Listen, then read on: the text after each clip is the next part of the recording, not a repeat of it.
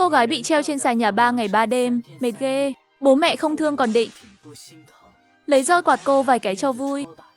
Vì muốn gả cô cho anh chàng ngáp hoài, để đổi tiền cưới cho em trai. Cô tức quá, lao đầu vào lu nước bùm. Tỉnh lại đã thấy treo trên xà nhà tiếp. Gả hay không, nói đi cô nàng nhỏ. Hôm nay không gật đầu, thì gả cho anh ngáp hoài lằng tạ ra. Bố mà nổi cáu là không xong đâu. Thôi đừng quạt nữa, đau lắm. Con chỉ có bộ đồ này, rách thì lấy gì mặc. Quạt hỏng là mẹ tiếc, không mua mới đâu. Để lâu tí nữa, con lớn lên trông như chủ bán cá ngoài chợ. Gả cho anh chàng ngáp hoài, sớm muộn cũng thành trò cười thôi. Hôm nay để bố thử tí lợi ích nào. Nghe xong câu đó, mắt ông bố sáng lên như đèn pha. Cười hề hề một cách kỳ lạ, rồi thò tay định túm dây lưng cô. Đúng lúc đó, cô gái mở to mắt. Đạp một phát, ông bố bay vào tường. Bà mẹ đang định ra cửa canh chừng, nghe tiếng động. Quay lại thấy cảnh này, liền xông tới như gà mẹ bảo vệ con. Con nhỏ này, dám làm loạn hả? Bố mà nổi điên là xong đời con. Để mẹ dạy con một bài học. Nhà ai lại có bố kỳ cục vậy chứ? Còn mẹ thì đúng là đồng đội siêu lầy. Cô gái thầm nghĩ trong bụng.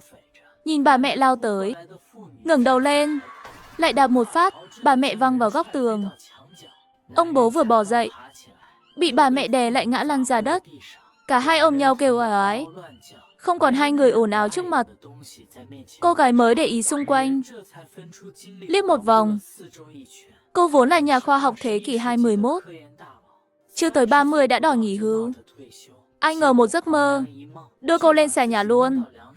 Hai người vừa gây rối với cô là bố mẹ nuôi của thân xác này, Cố Hữu Tài và Lý Xuân Hoa. Cô trùng tên với thân xác, gọi là Cố Nam Chi. Trời ơi, mình làm gì sai mà khổ thế này? Số mình đen thui luôn. Cố Nam Chi đang thẫn thờ, thì Cố Hữu Tài và Lý Xuân Hoa bỏ dậy, nhặt đồ dưới đất định quạt cô tiếp. Hôm nay không dạy dỗ con thì bố không cố. Bố thề luôn đó. Cô bị gõ một cái vào đầu. Cố Nam Chi tỉnh ngay. Tay nhanh thoăn thoắt, tháo nút dây trói, giật luôn cây gậy trong tay Cố Hữu Tài. Bố mẹ kiểu gì vậy? Bắt con làm như trâu bò. Dậy sớm hơn gà, ngủ muộn hơn chó. Cô vừa nói xong, vung gậy bóp một phát, Cố Hữu Tài ngã lăn ra, rồi cầm gậy quay sang Lý Xuân Hoa. Giọng khàn khàn gầm lên. Nhà ai bắt con ngủ chuồng heo, ăn cám heo? Mẹ nào mà để yên cho bố con làm chuyện kỳ cục với con. Những cảnh tượng tệ hại hiện lên trong đầu Cố Nam Chi. Như Lý Xuân Hoa bắt cô đi nhặt củi ngày mưa, ngày tuyết thì quỳ ngoài sân, ngày nắng thì một mình cày ruộng giữa trưa. Nghĩ tới đây, Cố Nam Chi vung gậy bóp vào Lý Xuân Hoa. Lý Xuân Hoa, tôi chưa bị hai người hành chết, chưa bị mấy người kia làm bậy, là nhờ trời thương đó. Ai mà đóng vai mẹ kiểu này? Nhà nào có mẹ ác vậy? Và bố tệ vậy? Cố Nam Chi hét lên khản cả giọng, như có tiếng nói trong lòng thúc giục. Cô trút hết bức xúc ra. Con nhỏ này, con lý sự nữa hả? Làm con mà dám quậy bố mẹ, đúng là láo to. Cứu với ai đó tới đi. Cố Hữu Tài thấy vậy, cố bò dậy lần nữa. Nhưng Cố Nam Chi nhanh tay, gõ bốc một phát, lại ngã lăn ra đất. Ui da, con nhỏ này, hôm nay bố liều với con. Dù sao hôm nay cũng phải phân thắng bại, thì tôi chẳng cần nhẹ tay nữa. Cố Nam Chi nói xong, vung gậy mạnh hơn nữa. Gậy bay vèo vèo, trong căn nhà nhỏ tiếng gậy vang khắp nơi. Tiếng kêu như heo bị chọc tiết. Một lúc sau, Cố Nam Chi mệt quá, chống gậy ngồi phịch xuống đất. Cố Hữu Tài và Lý Xuân Hoa bị quạt te tua, thừa cơ chạy biến ra ngoài. Ra sân là la toáng lên. Cứu mạng, Cố Nam Chi muốn hại bố mẹ. Mọi người mau tới đi. Giúp với, cố Nam Chi. Con nhỏ đó hóa điên rồi. Tiếng hét vang lên. Tiếng người nói và bước chân tới gần dần. Cố Nam Chi biết dù thời nào bị mang tiếng bất hiếu là tôi sẽ bị người ta chỉ trỏ. Nhưng cô nhanh trí tự treo mình lên xà nhà lại. Các người bảo Nam Chi điên. Đánh các người, thế người đâu? Con nhỏ mất lương tâm ở trong kia. Trời ơi, bất công quá, chúng tôi vất vả nuôi nó lớn khôn.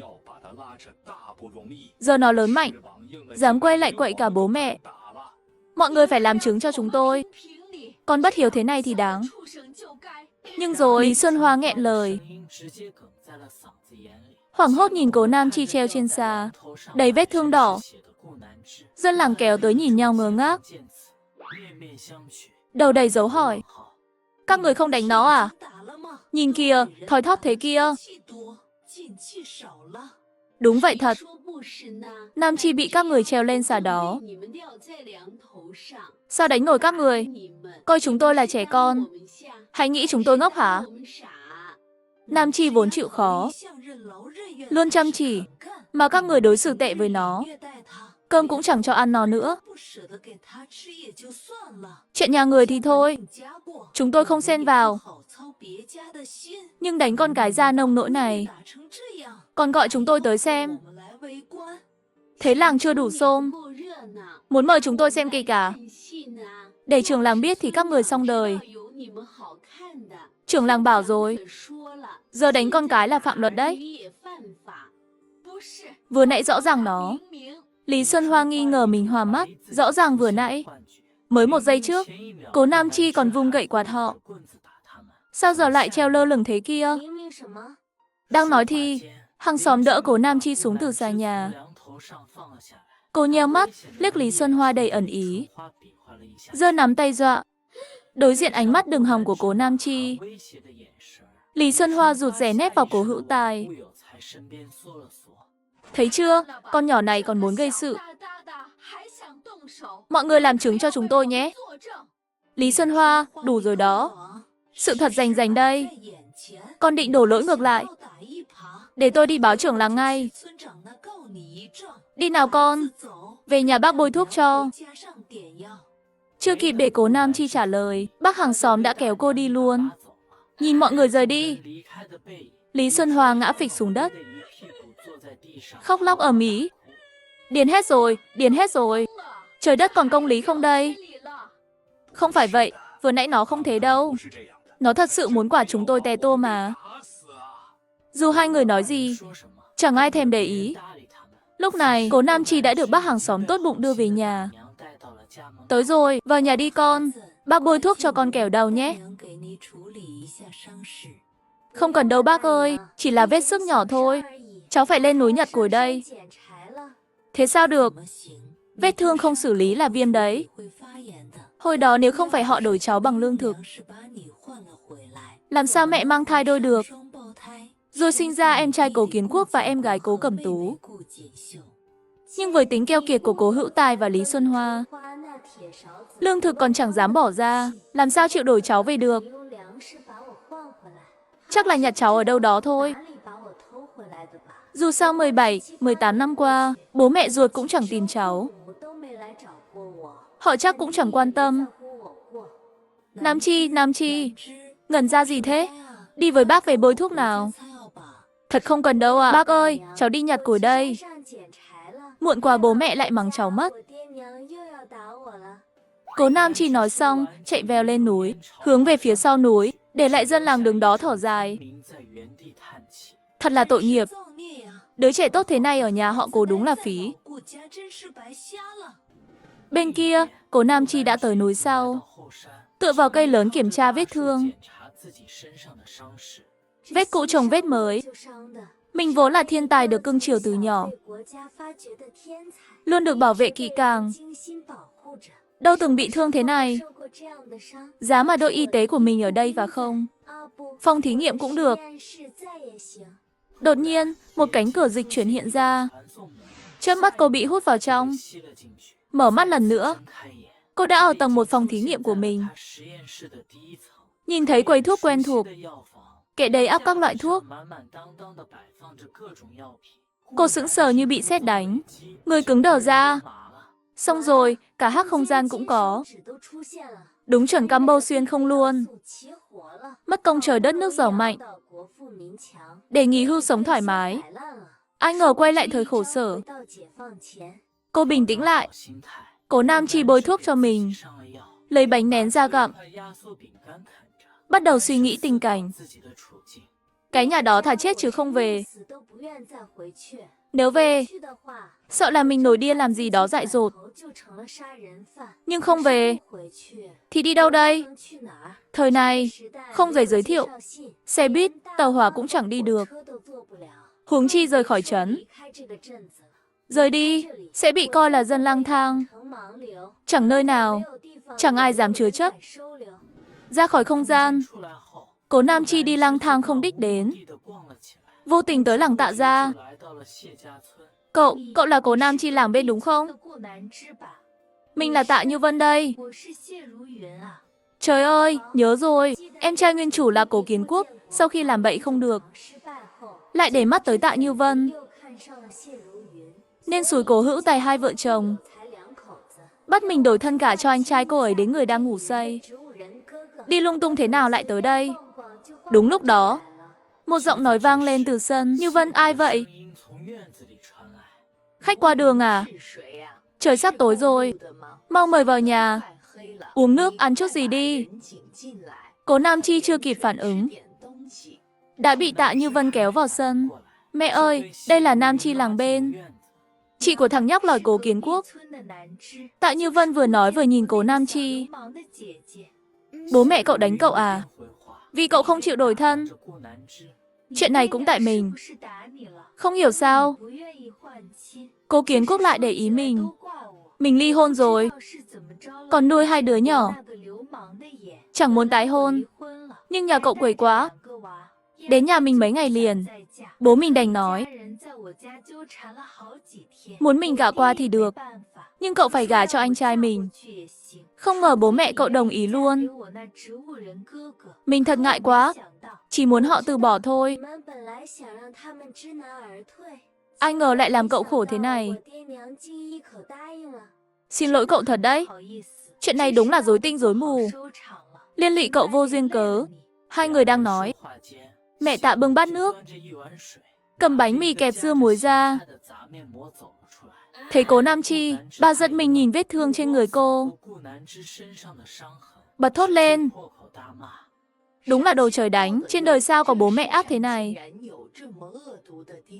Chẳng lẽ họ không phải người? Ép con vào đường cùng thì thôi. Con làm con ra nông nỗi này, lòng dạ để đâu hết rồi. Mẹ Tạ mắng đã đời. Cố Nam Chi nhìn quanh nhà, miệng giật giật. Bác Tạ mắng ghê thật, đến nhà mình cũng bị vạ lây. Nhưng cái nhà này đúng xịn. Gạch xanh, ngói lớn, thập niên 80 chưa chắc có. Con chưa ăn gì đúng không?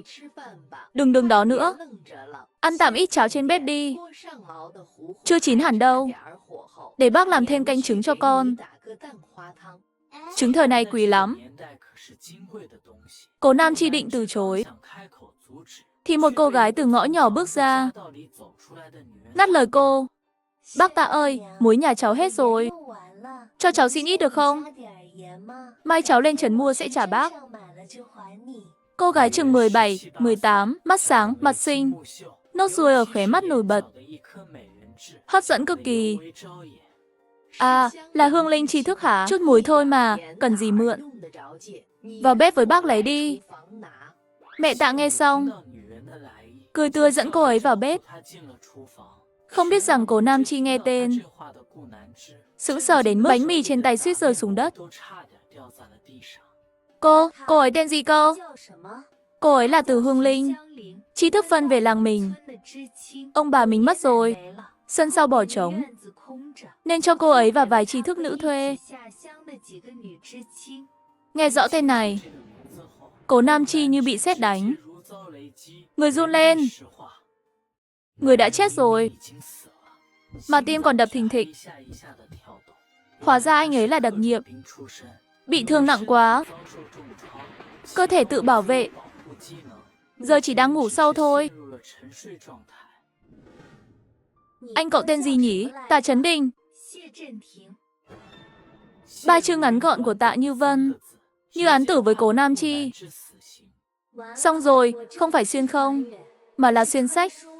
Con thành vợ cũ phá hôi. Ôm tiền nhà nam chính chạy theo trai. Đúng là số khổ. Nam Chi, cậu sao thế? Cậu ổn không? Không sao, mà. Mình gặp anh cậu được không? Được chứ, nhưng... Phòng anh mình hơi khó ngửi chút. Không sao, dẫn mình đi nhanh đi. Hai người vào nhà. Tạ Như Vân giới thiệu anh trai mình. Anh mình số khổ. Nhỏ đã đi làm ở trấn, sau ra ngoài kiếm sống, nuôi cả nhà mình. 10 mấy năm không về. Về nhà thì thành ra thế này. Tạ Như Vân nhắc anh, mắt đỏ hoe, vừa lau nước mắt vừa mở cửa sổ cho thoáng.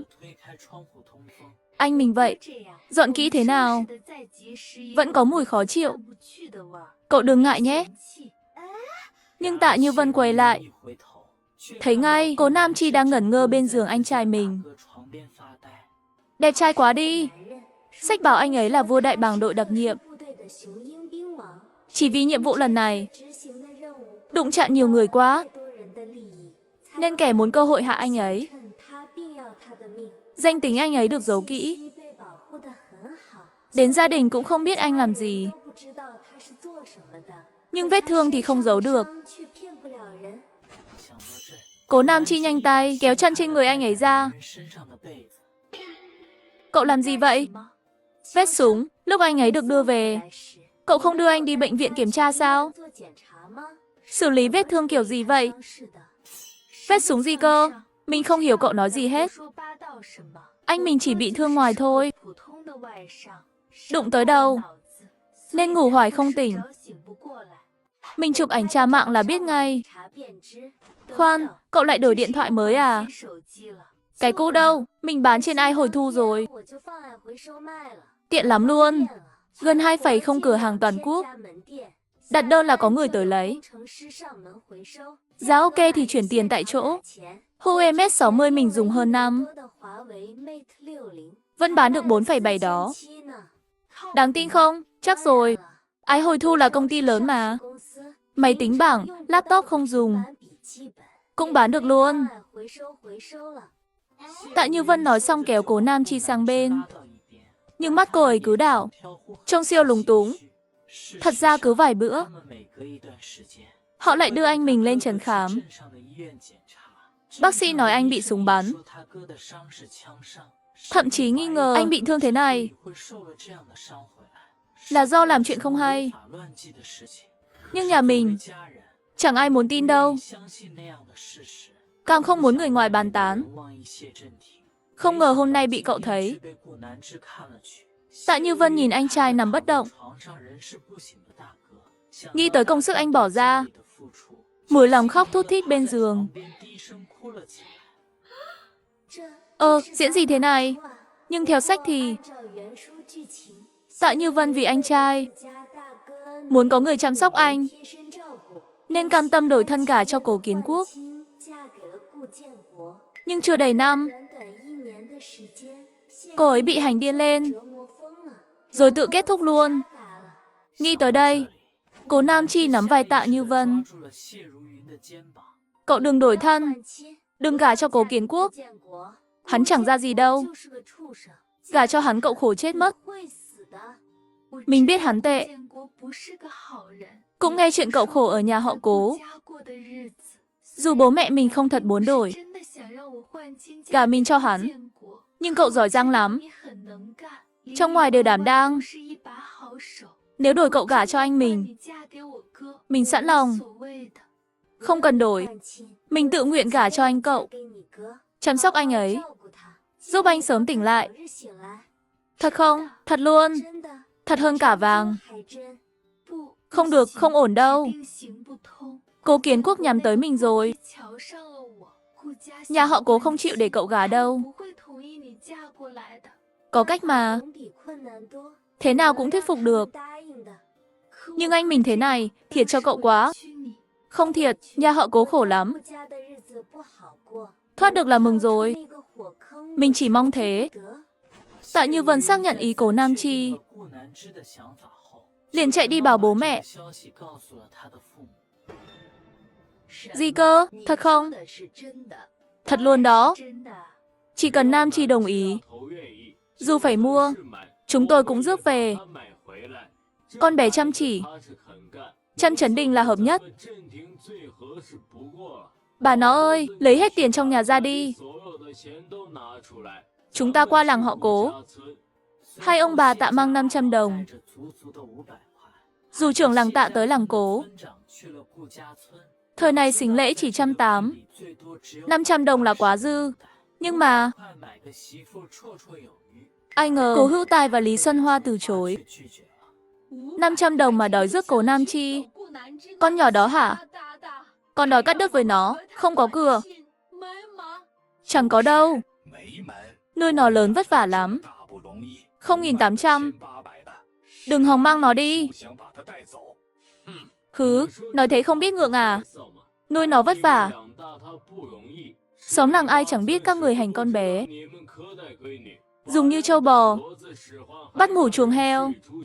Cơm cũng không cho no. Tôi thấy nó nuôi các người thì có. 500 đồng, không thêm xu nào. Qua cơ hội này là hết. Đồng ý hay không thì tùy.